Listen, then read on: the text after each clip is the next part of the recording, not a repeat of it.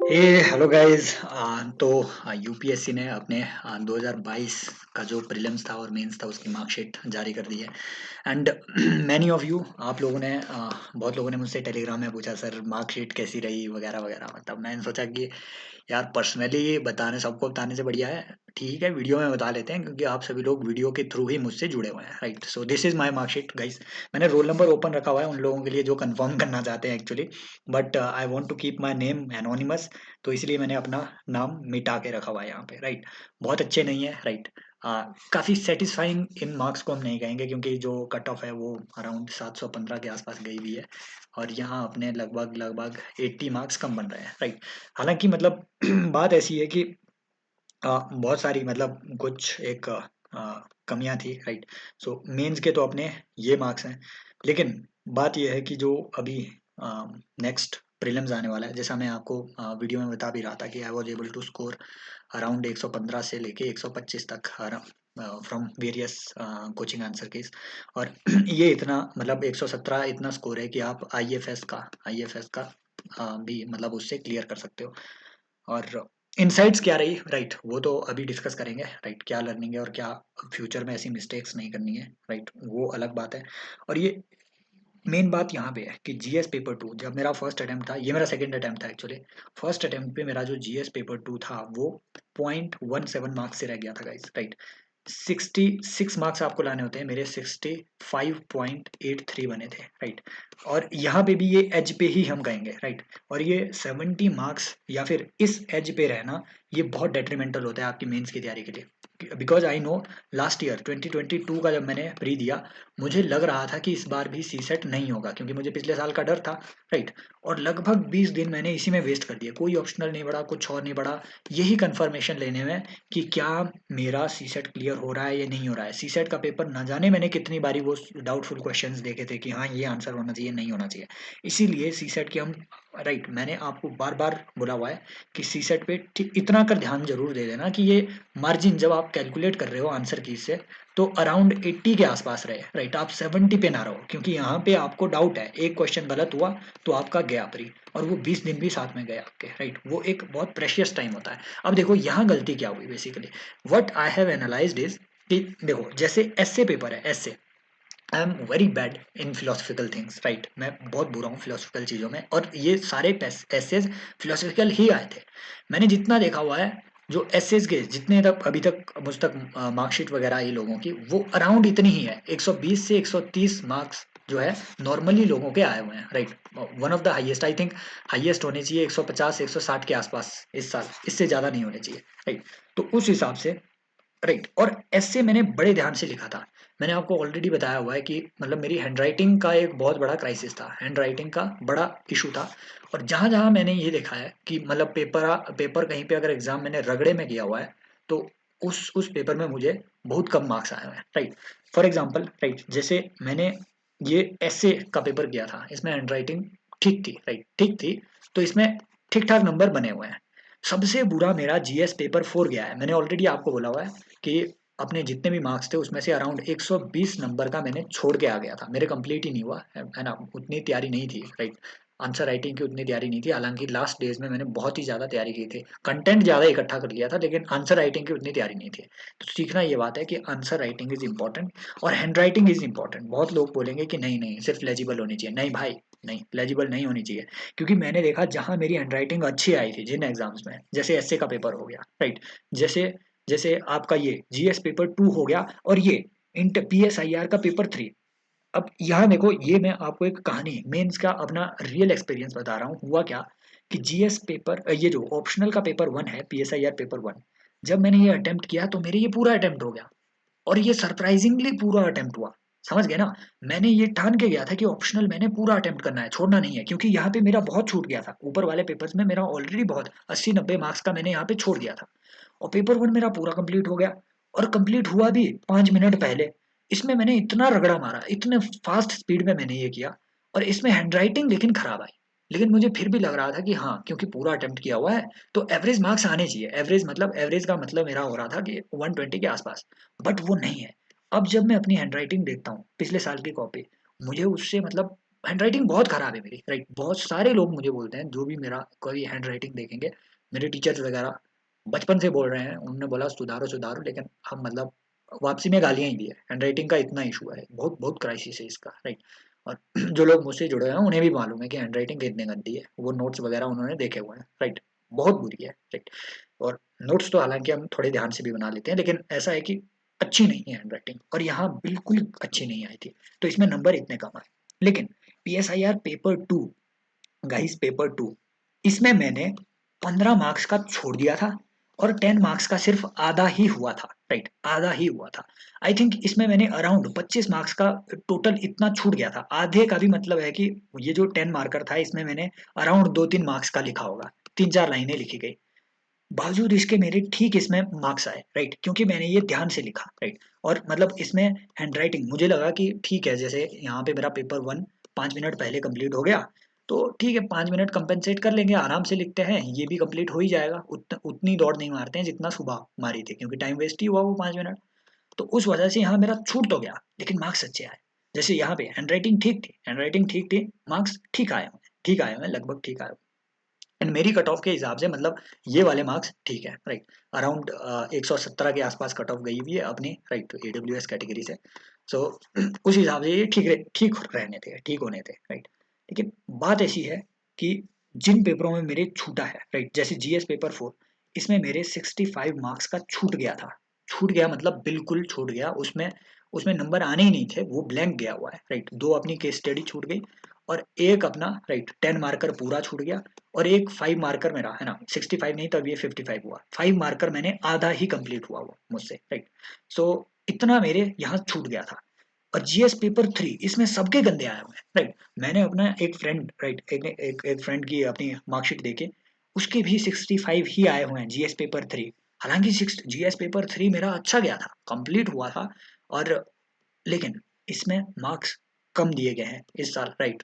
अब हो सकता है कईयों को ज़्यादा आए हों, लेकिन बात यह है कि यहाँ पे आपको टेक्निकलिटीज़ पे उतना फोकस नहीं करना चाहिए, यहाँ पे आपको एप्लीकेशन पे उतना फोकस करना चाहिए, राइट। सो ये इंसाइट यहाँ GS पेपर 3 से ये है कि कंप्लीट होने के बावजूद मतलब यहाँ पे ठीक ठाक मार्क्स नहीं बन पाए हैं, और सबके नहीं बने हुए हैं, सबके लगभग इसी एवरेज में आए हुए हैं, राइट। GS पेपर 2 ये ठीक गया था, राइट, हालांकि इसमें भी मेरे लगभग 20 नंबर का छूट गया था, राइट, छूट गया था। और GS पेपर 1, इसमें मैंने अराउंड 10 नंबर का तो छोड़ ही दिया था, बिल्कुल ही छोड़ दिया था वो, समाप्त, राइट। और 15 नंबर वाला एक मेरा आधा ही हुआ था, राइट। तो GS पेपर 1 में नॉर्मली एवरेज बनते भी इतने ही हैं, 90 का मार्क्स आते हैं, यहाँ पे ठीक खींचे जाने की संभावना थी। और ये एथिक्स मेरा बहुत ज़्यादा छूट गया, बहुत ज़्यादा छूट गया था। और इसमें मैंने बिल्कुल रद्दी हैंड राइटिंग, फास्ट लिखने के चक्कर में इतनी एथिक्स में और इसमें मेरी इतनी गंदी हैंड राइटिंग गई हुई है कि मुझे इतने की भी उम्मीद नहीं थी, राइट। अब मुझे इतना लग रहा था कि यार इतने भी नहीं आएंगे, मुझे तो लग रहा था कि ये 60-70 नंबर पेनल्टी के भी, है ना, काट लेंगे। पेनल्टी लगती है भाई, अगर इलेजिबल आपकी हैंड राइटिंग हो तो वो पेनल्टी लगाते हैं आपकी, राइट। तो ये कुछ इनसाइट्स है जो यहाँ से थी। मेन बात ये है, नंबर 1, कि कंटेंट पे ही उतना फोकस नहीं करना है, राइट। कंटेंट आपके पास बहुत हो सकता है, मैं बता रहा हूँ आपको, इसमें इन्फॉर्मेशन इतनी टेक्निकल भी मैंने डाली हुई थी कि हो सकता है कुछ एक इन्फॉर्मेशन, मतलब अगर एग्जामिनर सिर्फ ऐसा GS टाइप का रहता होगा, तो हो सकता है कुछ एक इन्फॉर्मेशन उसे उसे भी समझ ना आई हो, राइट। वो मतलब क्या लिख दिया होगा, ऐसा कुछ समझ लिया हो। तो टेक्निकल इन्फॉर्मेशन उतनी जरूरत नहीं है जितना प्रेजेंटेशन जरूरी है। So work on your presentation. मुझे ये बताने वाला कोई नहीं था, मैं बता रहा हूँ, मैंने भी वो सारी वीडियोस देखी हुई थी अपने अपने मेंस में, right. I have not taken any guidance from anywhere, right, I have not taken any mentorship from anywhere, right. मैंने और मतलब दिक्कत ये भी थी कि जैसे ही मेरा प्री क्वालिफाई हुआ, राइट, मतलब लगभग 18 दिन के बाद प्री का रिजल्ट आया था, मैं उसके बाद मेंस की तैयारी में लगा, राइट। और उसके बाद कंटेंट वगैरह सब मेंस के हिसाब से उसके बाद इकट्ठा किया, लगभग 40 दिन मैंने उसमें लगाया। और बीच में मैंने एक मतलब एक छोटी मोटी जॉब थी, राइट, उसमें मैंने अपने 5-6 दिन फालतू में वेस्ट कर दिए, फिर रिजाइन किया, उसके बाद रिजाइन किया, समझ गए ना। सो बहुत सारी चीज़ें गड़बड़ हुई, बहुत सारी चीज़ें गड़बड़ हुई, और एक लूप चलता रहा, गड़बड़ियों का लूप। लेकिन बावजूद उसके मुझे ऐसी थी कि उम्मीद थी कि मतलब ठीक है, एग्ज़ाम अच्छा गया है, इन्फॉर्मेशन अच्छी लिखी गई है। और मुझे उम्मीद इसलिए थी क्योंकि मैंने वो वीडियोस सुन के रखी थी कि यार मतलब एक दो एक्सेप्शनल ऐसे एग्जाम्पल होते हैं गाइस, कि जिनकी हैंडराइटिंग जब आप देखोगे ना उनकी आंसर कॉपीज, आपको बिल्कुल समझ नहीं आएगा कि इन्होंने लिखा क्या है, बट वो टॉप रैंकर है, 10 रैंक में है, 12 रैंक में है, 13 रैंक में है, लेकिन ऐसे एग्जाम्पल ना एक्सेप्शनल है। सिर्फ 1 से 2 से 3 एग्जाम्पल है ऐसे, पूरी एक बैच में 3-4 एग्जाम्पल ऐसे मिलेंगे। मैक्सिमम लोगों की आपको ना लेजिबल होनी चाहिए, है ना, लेजिबल होनी चाहिए आपकी हैंडराइटिंग। और हैंडराइटिंग पे भी मतलब मैं यही मान के चल रहा था उन्हीं की स्पीचेस वगैरह सुन के कि हाँ हैंडराइटिंग उतनी मैटर नहीं करती है, बस कंप्लीट कर दो पेपर तो ठीक है, मतलब 4-5 नंबर आ जाएंगे। No no no no, matter जो चीज करती है वो करती है भाई प्रेजेंटेशन। प्रेजेंटेशन, आप मानो या ना मानो, right. Presentation does not mean कि मतलब आप कितने अच्छे डिजाइन करते हो, नो। प्रेजेंटेशन मीन्स कि कितना अट्रैक्टिव, मतलब कितने अच्छे तरीके से आप चीजें प्रेजेंट कर रहे हो। इट डज नॉट मीन कि मतलब आपने डिजाइन विजाइन बनाना है। मतलब when we come to presentation it does not mean कि इंसान की शक्ल कैसी है, no no no no, right. Colour black है या व्हाइट है, नो। जो मतलब आपने जो देखा होगा जब आप किसी एक बड़े फिल्म स्टार को कंपेयर करोगे, बड़ा कोई फिल्म स्टार है मुझे कंपेयर करोगे, मतलब सदगुरु जैसे, मतलब कोई एनलाइटेंड अगर कोई बीइंग आपके सामने आ जाएगा ना, you will feel more attractive towards such a being, right. जो कि अच्छी मसल्स नहीं होगी, कुछ भी नहीं होगा, मतलब एक समझ गए ना कि क्या होती है एक्चुअल प्रेजेंटेशन, जो कि बाहर एकदम झलकता है, राइट। वो चीज यहाँ पे आपकी होनी चाहिए। Presentation includes structure, right. Structure, internal structure of your information. Structuring the information is more important, right. Structuring माने प्रेफरेंस कैसे दे रहे हो आप जो चीज लिख रहे हो। For example James Webb space telescope और उसकी एप्लीकेशन पे क्वेश्चन आया हुआ था, राइट। तो मैंने सबसे पहला पॉइंट क्या लिख दिया, it will help in searching the cosmic down, है ना। कॉस्मिक डाउन की हिस्ट्री, या फिर मतलब जो आपके किस तरीके से आपकी कॉस्मिक शुरुआत हुई थी, राइट। कि कैसे पूरे ब्रह्मांड की शुरुआत हुई थी, इसको सर्च करने में हमारी ये हेल्प करेगा। मैंने सबसे पहले इन्फॉर्मेशन यही दे दी, राइट, उसमें कि ये इसका यूज है। No, that should not be sequence, right. ये आपका शुरुआत से शुरू होना चाहिए, छोटी एक सीक्वेंस वाइज चीजें आनी चाहिए, राइट। कि नंबर 1 प्रेफरेंस पे ये चीज है, नंबर 2 प्रेफरेंस पे ये चीज है। तो ऐसे आनी चाहिए थी कि ये एक इंफ्रारेड टेलीस्कोप है जो कि इंफ्रारेड वेव्स को जानने में, इंफ्रारेड सिग्नल्स को कैप्चर करने में हमारी मदद करेगा। फर्दर उसके बाद ये आना चाहिए था कि इससे हम earliest events of I mean cosmic history, cosmic processes, उसको हम जान सकते हैं, राइट। क्यों? क्योंकि हमारे प्लेनेट में क्या हो रहा है, हमारे क्या कहते हैं यूनिवर्स में क्या हो रहा है, बेसिकली रेड शिफ्ट फिनोमेना हो रहा है। तो ये सब चीजें ना उसके बाद आनी थी, रेड शिफ्ट, ये की टर्म्स, रेड शिफ्ट हो गया, कॉस्मिक डॉन हो गया, वगैरह वगैरह वगैरह, ये सब चीजें इसके बाद आनी चाहिए। पहले ये लिखना था कि इंफ्रारेड स्पेस टेलीस्कोप है, तो ये इसका मेन यूज है, इंफ्रारेड, यहाँ से इसका यूज निकलता है। समझ गए ना बात को। सो इन ये सीक्वेंस इंपॉर्टेंट है, प्रेजेंटेशन इंपॉर्टेंट है, और इस पे काम करना जरूरी है। और जिस चीज पे और काम करना है that is your C set. इसीलिए मैं आपको कहूंगा कि मतलब सी सेट में भी if your maths and reasoning is good, attempt at least 25 से 30 question of maths and reasoning, क्योंकि इसमें एक्यूरेसी ऐसी होती है कि 30 क्वेश्चन अगर करते हो तो ज्यादा से ज्यादा आपके 6 क्वेश्चन गलत होते हैं, मैथ्स और रीजनिंग। बट डाउट जो आपको पैदा करते हैं ना, वो होते हैं हमेशा हमेशा आपके जो पैसेज वाला पार्ट है। पैसेज वाला पार्ट आपको डाउट इसलिए पैदा करता है क्योंकि ये कोचिंग वाले उसकी इंटरप्रिटेशन अलग ही कर देते हैं। तो जब आप अपने मार्क्स कैलकुलेट कर रहे होते हैं, आप रेंज में कैलकुलेट करते हैं, है ना। कुछ कोचिंग में आपके 65 बनेंगे, कुछ में 85 बनेंगे। आप कंफ्यूज हो रहे हैं, पास हो रहे हैं या फेल हो रहे हैं, भाई आपके मार्क्स रेंज में आ रहे हैं। अब इस रेंज को जितना आप मिनिमाइज करोगे ना, उतना आप श्योर हो जाओगे प्री के अगले दिन कि हाँ मेरा प्री निकल रहा है ना। जीएस पेपर 1 भाई निकलना होगा निकल जाएगा, नहीं निकलना होगा नहीं निकलेगा, ये पूरी नॉलेज का गेम है और लॉजिक का गेम है। जीएस पेपर 2, यहाँ आपको स्ट्रेटजी से थोड़ा खेलना पड़ेगा, राइट। GS paper 2, right. यहाँ से आप मतलब थोड़ा श्योर हो सकते हो कि हाँ जीएस पेपर 2 कम से कम निकलने लायक मैं बना रहा हूँ, राइट। यहाँ का पता नहीं है यार क्या पूछ लेंगे वो, है ना, किसे बताया यार। मैं बता रहा हूँ आपको, मैंने ये है ना 2 अटेम्प्ट मैंने ऑलरेडी दिए हुए हैं। अगर मुझे इस साल कोई तीसरे अटेम्प्ट में बिठा दे, मुझे खुद पता नहीं है निकलेगा या नहीं निकलेगा, राइट।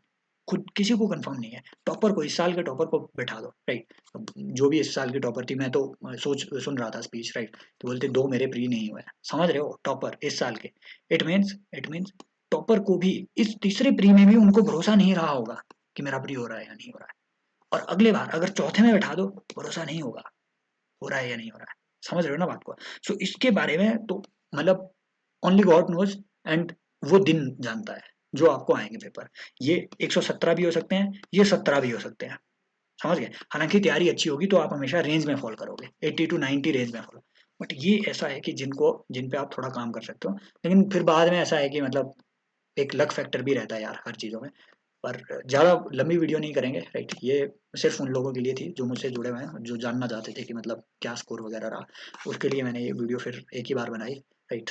अदरवाइज मतलब टेलीग्राम पे अब कोई नहीं पूछेगा। बाकी जिन लोगों को, राइट, ज्वाइन करना होगा वो टेलीग्राम चैनल ज्वाइन कर लेना, राइट।